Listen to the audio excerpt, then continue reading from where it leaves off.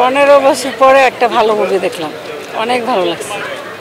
আর কি প্রথমে হাসি, তারপরে কান্না, প্রথম কান্না পরে হাসি আবার কান্না।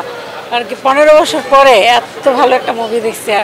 আর কি আমার মেয়ে বলে না, এমনিতে আমার কাছে অনেক ভালো লাগছে। না না, সব সময় সব সময় বলতে থাকে এটা এভাবে করবো ওইটা এভাবে করবো, নীলা তোমার কান্না তো হয় না, নীলা এটা হয় না, নীলা ওটা না। আমার আম্মু হচ্ছে আমার সবচেয়ে বড় ক্রিটিক। মানে আমাকে বুঝতে পারে না, মানে শুটিং এর জন্য আমার কাছে জিজ্ঞেস করে এইভাবে কথা বলবো, আমি হ্যাঁ এটা বলো, যে মোশাররফের সাথে নাটকটা আমি বলছি এইভাবে বলো, ভালোই হয়েছে। হ্যাঁ, দুজন একসাথে নাটকটা জামাইবো। আমি তো আমার আম্মুকে কাজ দেখাতে ভয় পাই। অন্য একজন তো হচ্ছে মনে একটু লজ্জা নিয়ে হচ্ছে গিয়ে বলবে যে আচ্ছা আচ্ছা ঠিক আছে না বলি, অথবা ভদ্রভাবে বলবে। আমার আম্মু না, এরকম একদম মুখের উপর বলে দেবে এটা এরকম ভালো হয় নাই, নীলা তো কাঁদতে পারে না, নীলা তো এটা করতে পারে, নীলা তো হাঁটতে পারে, এইভাবে হাঁটো কেন সারাক্ষণ ক্রিটিক আমার। আর এই জন্যই আমি আর নতুন নতুন শিখতে পারি, আরও বাড়তে পারি এবং আরও কিছু অনেক কিছু করতে পারতেছি এই জন্য।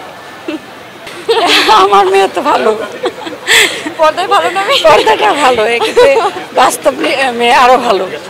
পর্দা কেমন করলো? অনেক ভালো মাশাআল্লাহ।